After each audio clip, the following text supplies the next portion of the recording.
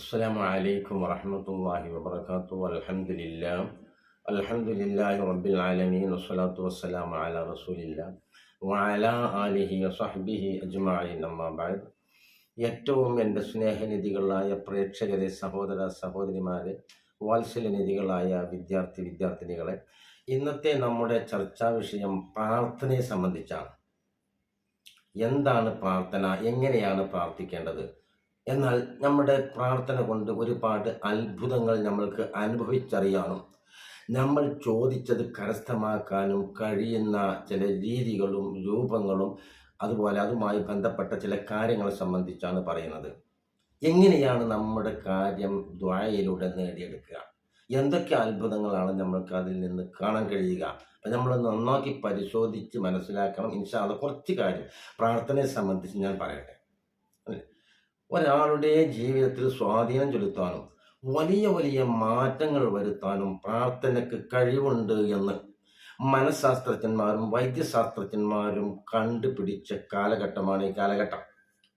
നോക്ക്, doctor William R വാർക്കർ എന്ന് പറയുന്ന ഒരു ഡോക്ടർ മനുഷ്യനെ രോഗികളെ രണ്ടായി തിരിച്ചു. ഒരു വിഭാഗം ആളുകളെ മെഡിസിനും പ്രാർത്ഥന കൊണ്ട് ചികിത്സിക്കാനും മറ്റൊരു വിഭാഗത്തെ പ്രാർത്ഥന ഇല്ലാതെ ഒരു മെഡിസിൻ മാത്രം ഉപയോഗിച്ചുകൊണ്ട് ചികിത്സിക്കാനും തീരുമാനിച്ചു. അങ്ങനെ രണ്ട് വിഭാഗത്തെയും ചികിത്സ കൊടുത്തുകൊണ്ടിരിക്കുമ്പോൾ അദ്ദേഹത്തിന് മനസ്സിലാക്കാൻ ഒരു അനുഭവത്തിലൂടെ ഒരു പാഠം മനസ്സിലായി എന്നുള്ളത് എഴുതി വെച്ച് രേഖപ്പെടുത്തി വെച്ചത് നമുക്ക് കാണാൻ കഴിയും. എന്താണ്? ഈ മെഡിസിനും പ്രാർത്ഥനയും ഉൾപ്പെടുത്തിക്കൊണ്ട് നടത്തിയ ചികിത്സയിൽ ആ ചികിത്സ കൊണ്ട് പെട്ടെന്ന് രോഗികൾ സുഖപ്പെട്ടു പോയി എന്നുള്ളതാണ്. മറ്റുള്ള രോഗികൾ പിന്നീട് അവർ വളരെ സാവധാനമാണ് അവർക്ക് സുഖപ്പെട്ടത്. പക്ഷെ സുഖപ്പെടാൻ വരെ പ്രയാസമുള്ള രോഗികൾ വരെ പ്രാർത്ഥനയിലൂടെയുള്ള ആ ഒരു ചികിത്സക്ക് നേതൃത്വം നൽകിയതിലൂടെ കഴിഞ്ഞു പോയി എന്നുള്ള ആ അത്ഭുതകരമായ കാര്യങ്ങൾ ചില പുസ്തകങ്ങളിലൊക്കെ രേഖപ്പെടുത്തി വെച്ചത് നമുക്ക് കാണാം. സുഹൃത്തുക്കളെ, പ്രാർത്ഥന എന്ന് പറഞ്ഞാൽ പ്രാർത്ഥിക്കാത്ത ഒരൊറ്റ വസ്തുവും ഈ ലോകത്തില്ല. അള്ളാഹു സുബ്ഹാനഹു വ തആലക്ക് തസ്ബീഹ് ചെല്ലുകയും അള്ളാഹുവിനെ വാഴ്ത്തുകയും ചെയ്യാത്ത ഒരൊറ്റ വ്യക്തിയും, ഒരു ജീവിയാകട്ടെ നിർജീവിയാകട്ടെ, ഇവിടെയില്ല. യുസബ്ബിഹു ലില്ലാഹി മാ ഫിസ് സമാവാതി വ മാ ഫിൽ അർദ്.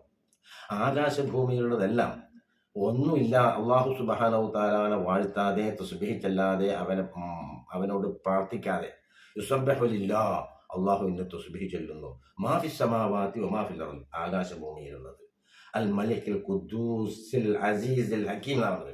അൽ മലിക്ക്, രാജാധികാരമുള്ള രാജാവായ, മാലിക്കുൽ മുലൂക്കായ ഉടമസ്ഥൻ. അൽ ഖുദ്ദൂസിൽ അസീസിൽ ഹക്കീം, വിധികർത്താവായ, യോഗ്യനായ, ഏറ്റവും മഹത്വമുള്ള റബ്ബിനെ വാഴ്ത്താതെ, അവനോട് ചോദിക്കാതെ ഈ ലോകത്തൊരൊറ്റ വസ്തുവും ഇവിടെ ഇല്ല എന്നുള്ളതാണ്. അതുകൊണ്ട് തന്നെ പ്രാർത്ഥനയ്ക്ക് രണ്ട് രീതിയുണ്ട് എന്ന് നമ്മൾ മനസ്സിലാക്കണം. പ്രാർത്ഥനയ്ക്ക് രണ്ട് രീതിയുണ്ട്. ചില ആളുകൾ ചോദിക്കാറുണ്ട് എന്ന്. ഇവിടെ അള്ളാഹുവിനോട് ചോദിച്ചാലും കാര്യങ്ങൾ നടക്കുന്നു. നേരെ മറിച്ച് അല്ലാത്ത മറ്റു വസ്തുക്കൾക്ക് ദിവ്യത്വം ആലപിച്ചുകൊണ്ട് ചോദിക്കുന്നവർക്കും അള്ളാഹു സുബ്ഹാനഹു വ തആല ഉത്തരം നൽകുന്നുണ്ട്. അവർക്കും കാര്യങ്ങളൊക്കെ നടന്നു പോകുന്നുണ്ടല്ലോ. ഇത് എങ്ങനെ എന്നുള്ള ഒരു ചോദ്യം സാധാരണ ആൾക്കാർ ചോദിക്കാറുണ്ട്. എങ്ങനെയാണ് അവർക്കും ഉത്തരം കിട്ടുന്നുണ്ട്, ഇവർക്കും ഉത്തരം കിട്ടുന്നുണ്ട്. അല്ലാഹു സുബ്ഹാനഹു വ തആല ലോകത്ത് നമ്മൾക്ക് മനസ്സിലാക്കാൻ കഴിഞ്ഞത്, ലോകത്ത് ചില ഈ പ്രതിഭാസങ്ങൾ, ഈ പ്രകൃതിയിൽ ചില നിയമവ്യവസ്ഥകൾ വെച്ചിട്ടുണ്ട്. ഹക്കിനോടുകൂടെ ബാത്തിൽ ഉണ്ടാകും എന്നുള്ളതാണ്. ഹക്കിനോടുകൂടെ ബാത്തിലുണ്ടാവും. ഹക്ക് എന്ന് പറഞ്ഞ സത്യം, യഥാർത്ഥ മാർഗം. അല്ലാഹു സുബ്ഹാനഹു വ തആല ഏകനാണ്. ആ ഒരു തൗഹീദ് അംഗീകരിച്ചുകൊണ്ട് റബ്ബുൽ ഇസ്സത്തിന്റെ ദർബാറിലേക്ക് കൈ ഉയർത്തുന്ന വ്യക്തിയും, അതല്ലാത്ത വസ്തുക്കളിലും അതുപോലെ തന്നെ വ്യക്തികളിലും ദിവ്യത്വം ആലപിച്ചുകൊണ്ട് അവരോട് പ്രാർത്ഥിക്കുന്ന ആ ഒരു പ്രാർത്ഥനക്കും ഉത്തരം ലഭിക്കുന്നുണ്ടെങ്കിൽ കാര്യം ഇവിടെ ഈ പ്രകൃതിയുടെ നിയമമനുസരിച്ച് അല്ലാഹു തആല തീരുമാനിച്ച ആ തീരുമാനത്തിനനുസരിച്ച് കൊണ്ടാണ്.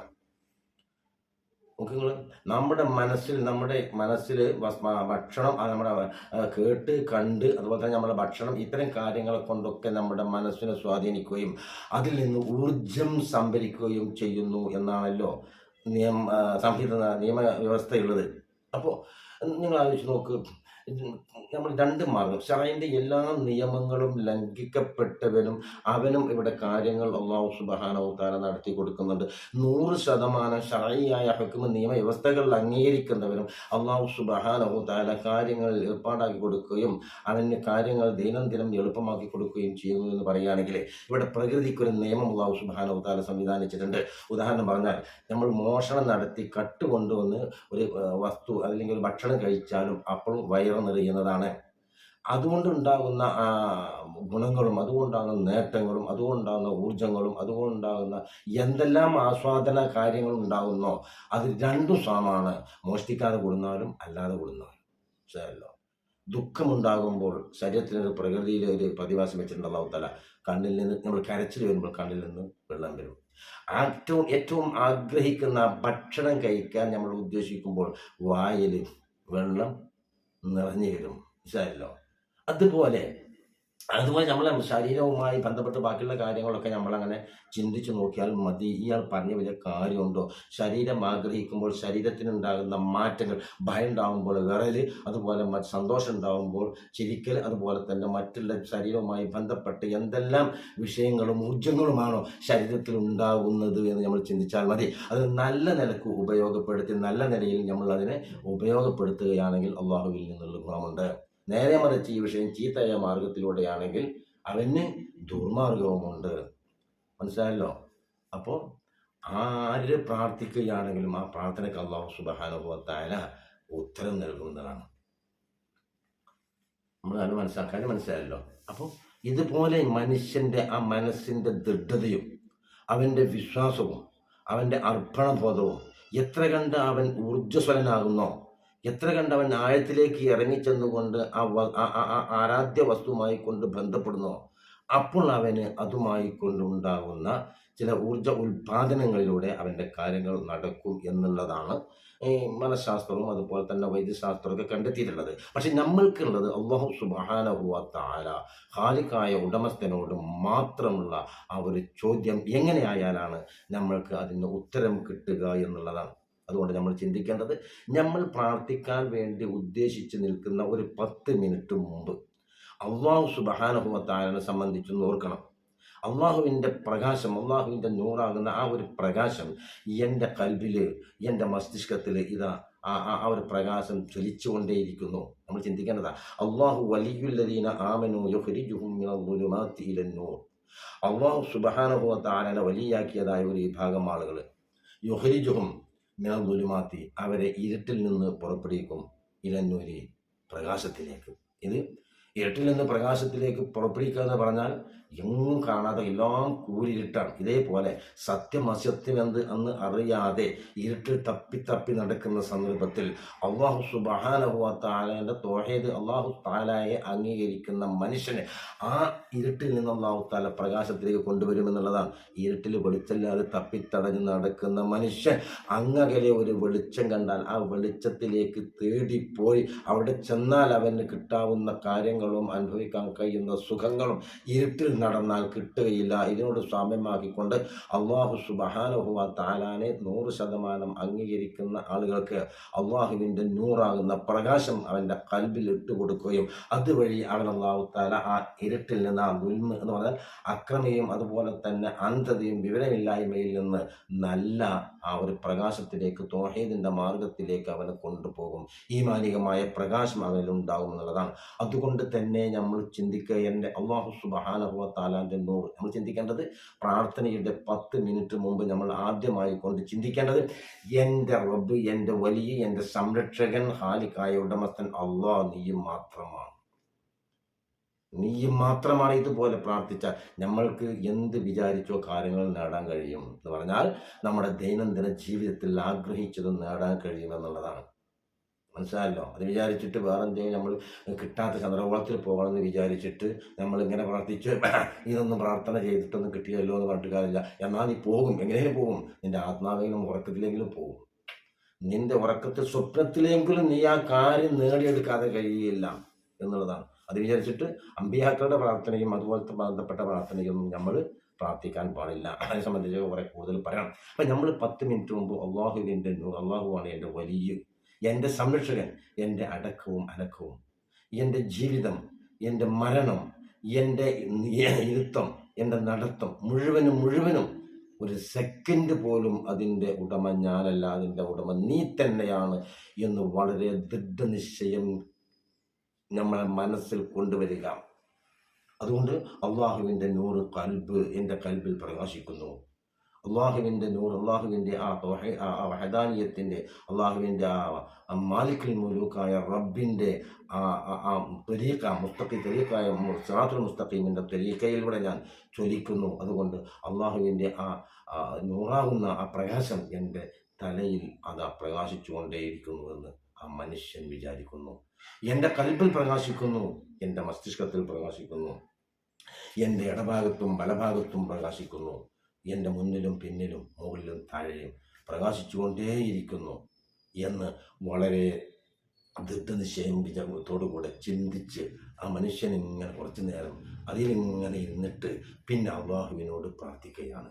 പ്രാർത്ഥനയുടെ ചില നിബന്ധനകളുണ്ട്. ഒന്ന്, അള്ളാഹുവിനെ സ്തുതിക്കുക, അൽഹംദുലില്ലാഹി റബ്ബിൽ ആലമീൻ. രണ്ടാമത്തത് അല്ലാഹുമ്മ സ്വല്ലി അലാ സയ്യിദിനാ മുഹമ്മദ്. ഇത് നിർബന്ധമാണ്. നമ്മൾ പ്രാർത്ഥനയുടെ മുന്നോടിയായി നമ്മളത് പറയണം. അങ്ങനെ പറഞ്ഞിട്ട് നമ്മളുടെ ഉദ്ദേശങ്ങൾ എന്താണോ, നമ്മളുടെ ഉദ്ദേശങ്ങൾ അത് നമ്മൾ അള്ളാഹുവിൻ്റെ പരാശക്തിയായ റബ്ബിൻ്റെ മുമ്പിൽ വെക്കുകയാണെങ്കിൽ തീർച്ചയായും നാം വിജയിക്കുക തന്നെ ചെയ്യുമെന്നുള്ള കാര്യം തീർച്ചയാണ്. ഏത് അക്രമികളിൽ നിന്നും രക്ഷപ്പെടാനുള്ള ഒരുപാട് പ്രാർത്ഥനകളുണ്ട്. സൂറത്തുൽ മുംതഹനയിൽ 4-5 ആയത്തുണ്ട്. എല്ലാ മുസ്ലിമീങ്ങളായ മോമിനത്തായ ആളുകളും ഇത് പ്രാവർത്തികമാക്കണം എന്നാണ് എനിക്ക് നിങ്ങളോട് പറയാനുള്ളത്. ഏത് യവൻ്റെ അക്രമങ്ങളിൽ നിന്നും രക്ഷപ്പെടാനുള്ള ഒരു പ്രാർത്ഥനയാണ് റബ്ബനാ അലൈക തവക്കൽനാ വ ഇലൈക അനബ്നാ വ ഇലൈകൽ മസീർ റബ്ബനാ ലാ തജ്അൽനാ ഫിത്നതൻ ലില്ലദീന കഫറു വഗ്ഫിർ ലനാ റബ്ബനാ ഇന്നക അൻതൽ അസീസുൽ ഹകീം. ഈ പ്രാർത്ഥന തീർച്ചയായും നമ്മൾ പ്രാർത്ഥിക്കണം.